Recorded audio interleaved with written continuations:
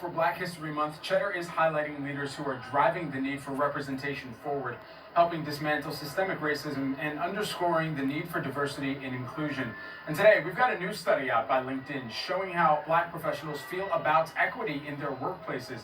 Joining me now is Drew McCaskill, who's the LinkedIn career expert and economics contributor at SiriusXM. Drew, great to speak with you, my friend. I've been looking forward to this conversation, and just to dive right in the interest of time to give us the max amount, what does current representation of Black professionals look like in the workforce today?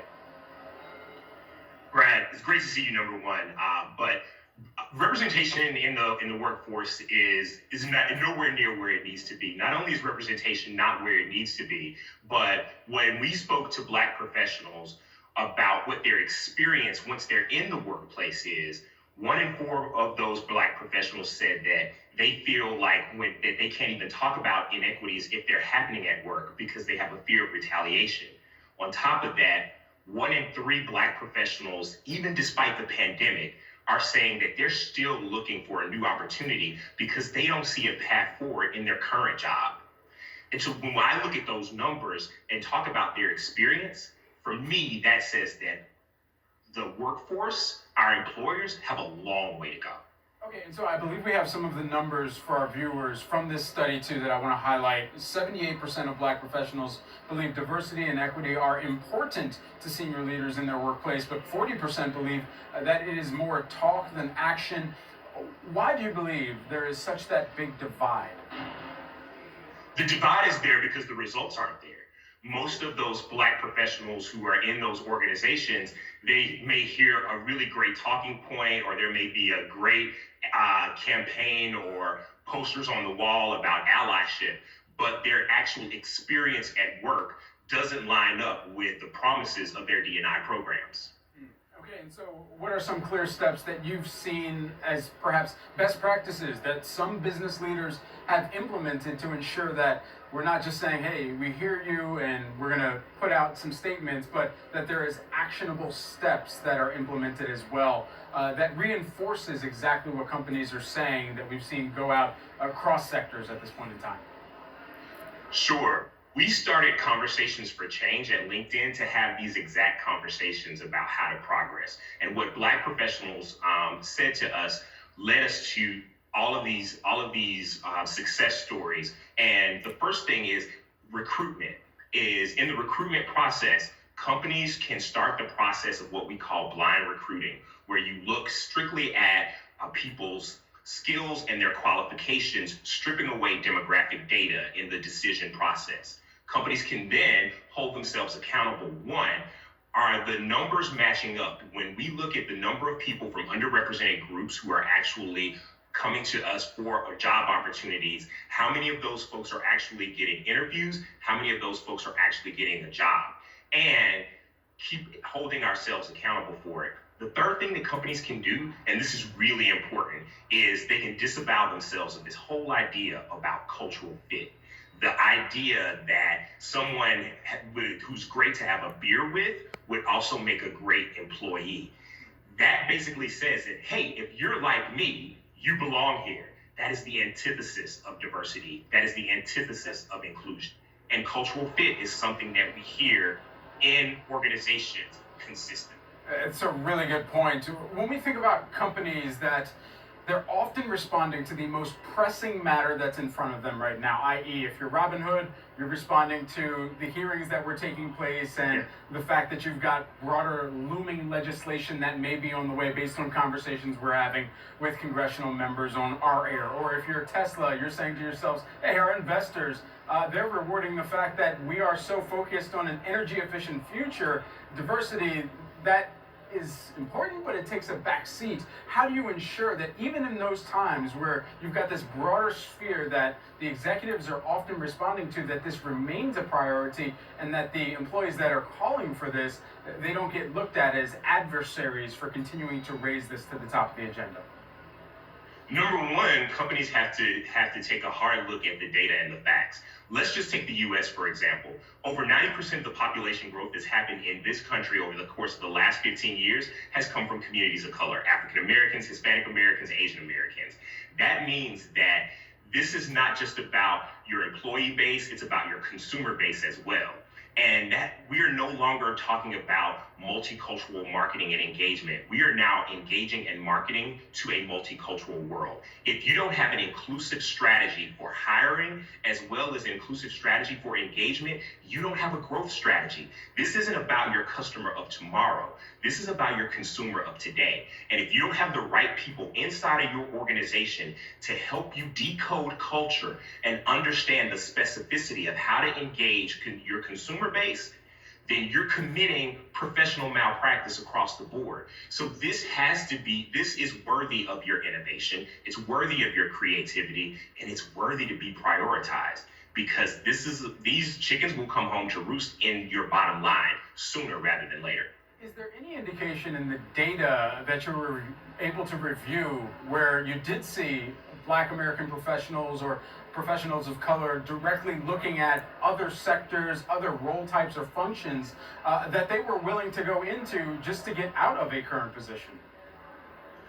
You know, it's interesting. There's a new study from Korn Ferry out that says that African Americans specifically are leaving corporate spaces at every level to go and start their own consultancies or join the gig economy. I think what we're seeing is that 81% of the folks in our study said that if they don't see that they really need to see Black leadership at the top for them to feel like that there's really a path forward. And I think what is happening is that a lot of folks in the professional world are saying, I don't see myself in leadership. So I'm going to go out and create a space where I can be authentic and I can be myself. And that's a loss to those companies because it's expensive to replace those folks who are top tier talent, top tier diverse talent in your organizations. And you're also losing out on a lot of intelligence, and cultural competency is super important, not just for marketing, but for R&D, for innovation, for creativity, the entire process. And it requires extra effort to keep these folks inside of your companies. Have you seen any good case studies in companies that prioritize mentorship and coaching opportunities, whether they be with internal leaders or with that kind of collaboration across different sectors, knowing that, hey, somebody could directly benefit from having a mentor, even if they don't work at our company, because somebody else has a connection within their network, and they want to work to retain that talented employee, that person that's part of their team. Have you seen any good case studies there and how that's contributed for the businesses improving their culture internally? In terms of what companies are doing and what we're seeing companies do really well is that there are a handful of companies that are now institutionalizing and putting in systems for mentorship and sponsorship programs. They're not leaving it up to chance. And here's the thing about that is inclusion requires extra effort and intention. You have to be intentional about creating systems inside of your organization that help your employees. And so not leaving it up to chance is really important. But here's what I think is really important too, is that if your company does not have that, is finding opportunities and reaching out to your network to make sure that you look for sponsors and mentors outside of your organization. And I think that LinkedIn is a great platform to help people do that, right? There are nearly 740 million members on our platform and 55 million companies that are our customers that are on the platform. And what we've seen is that a person is 4 times more likely to get a job if they have a connection inside of that organization. And so I think it's really one of the things that Black employees specifically, or people of color, or women, or anyone who's other can do is on the front end, start really investigating the companies before you get there. Spend just as much time investigating those companies as those companies investigate you, and investigate in a positive way, like figure out who's at the leadership. Are there people who look like me in leadership? Who do I know who's worked there or who currently works there? Let me have a conversation with them about what their experience is like, because getting there on the back end and finding out that it's not a place where you can thrive is much harder than knowing that on the front end. Drew, we only got about 30 seconds left here, but just very quickly, I think about the new administration, the Biden administration stance, and amid the coronavirus pandemic, where we know that there are more Black Americans unemployed, and the rates are higher of unemployment for Black Americans than white Americans and all of the other ethnicities that this is reported for. And so, with that in mind, for Biden to prioritize and the administration to prioritize ensuring that there is equity in bringing everyone back into the workforce, what do you believe that looks like in action, and especially amid companies to prioritize elevation even for employees that they currently do have right now, being able to see and envision someone of color leading a team or leading a company? Companies have to care. Regulation will not do it, and it won't do it fast enough. We've seen that.